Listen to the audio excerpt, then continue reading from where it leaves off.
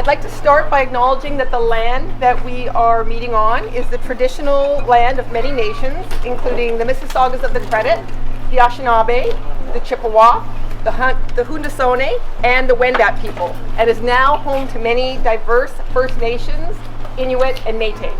We also acknowledge that the Toronto is covered by Treaty 13 with the Mississaugas of the Credit.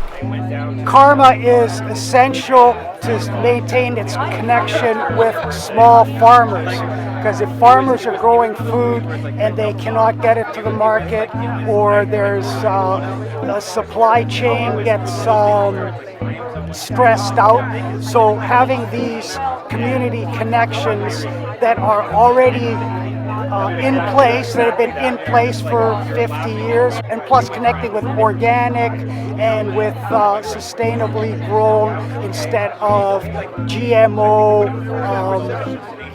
highly processed and corporatized control of what we eat. So it was just maybe in March of this year, my husband discovered Karma a long time ago, and he rediscovered it again this year. So we just walked in and started shopping, and it was a great experience. So I discovered Karma through friends that recommended it to my wife. This friend was a zero waster, and she really loved it, and she recommended it really highly, and then we just came one day and tried it out and fell in love, and since then, we've been coming there as often as we can. Yeah. It's kind of a revolutionary period of change, and all these different people wanted to create a new kind of society, a new kind of essence that was fun, and it was about community and interaction, not just with people living in Rosedale, but with everyone throughout the Toronto area.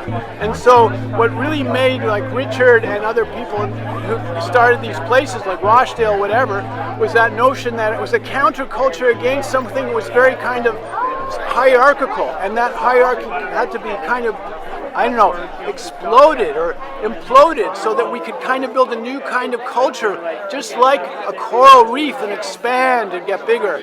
So that was the aim.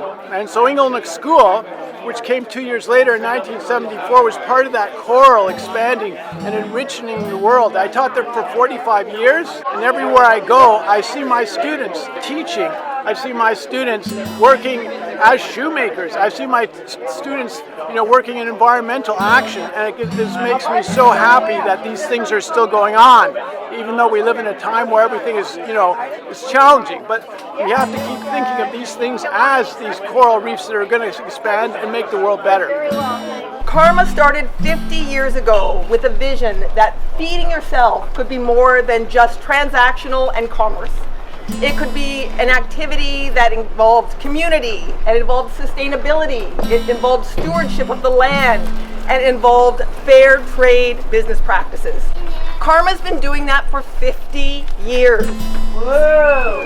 Some grocery stores are only catching up now. We are a leader in that. And that is what we're celebrating today, 50 years of Karma Co-op. 50 years ago, it was members who realized the vision of creating a cooperative, democratically operated food store. As general manager, I see this cooperation in action every day. I see how all the pieces come together. I see how individual actions fit together to contribute to the functioning of our co-op as a whole. And I am always amazed at what the Karma community achieves together. It is this cooperative action that has led to our longevity, and it is this that will keep us going. From the bottom of my heart, thank you, congratulations, and happy birthday.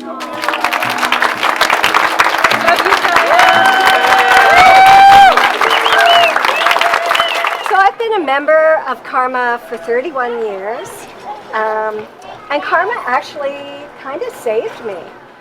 I was a university student doing graduate studies, and I could not buy the local apples and pears without having an allergic reaction. And I discovered Karma, and it saved me. I could add those fruits and vegetables back into my diet. I didn't have to peel fruits and vegetables anymore. because of all the chemicals on the skin, and it saved me. And I think I, myself, like Talia, like many of your board members, we've remained members because of what Karma grew to become in our lives. We started shopping here, but we stayed for the community. We stayed for the actions that we could take together around selecting the food. And we stayed for sustainability. And when you join Karma, you meet an entire group of people, hundreds of people who share your values and share your passions for food and for the environment. And for that, I am deeply grateful. I'd just also like to thank all our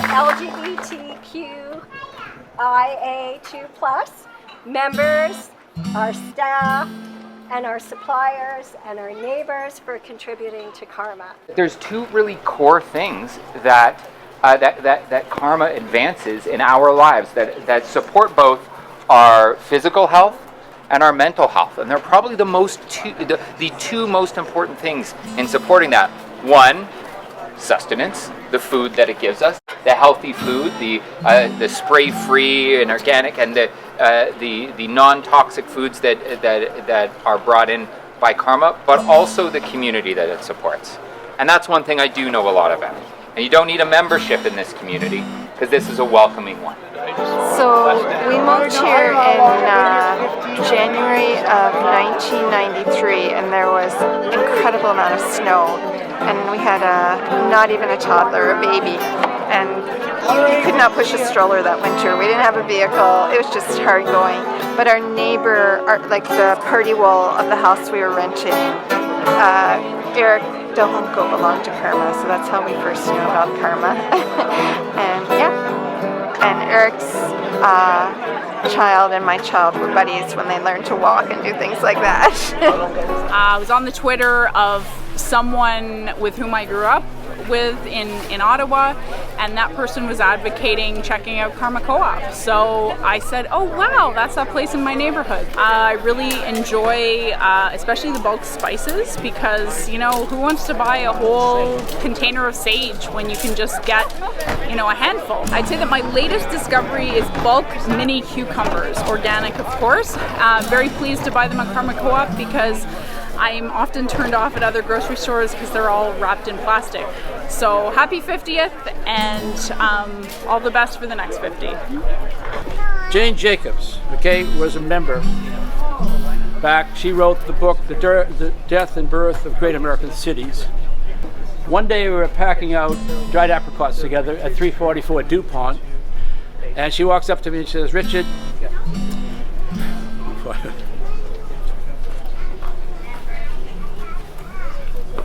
we need a Karma Co-op in every community in the world. I will add, including Wuhan, Syria, Mexico, all these people that are migrants. If they had a co-op like this in their own neighborhoods, we're talking about a different world. A different world. Anyhow, that's my dream. I hope.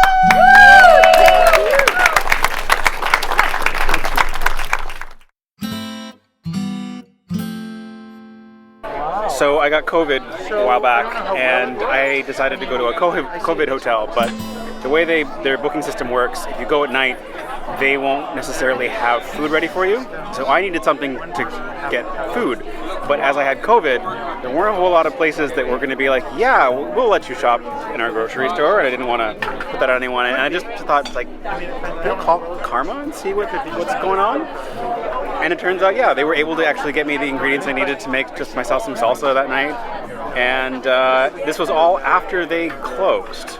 So it was like 7:30 when they closed at 7 when I showed up.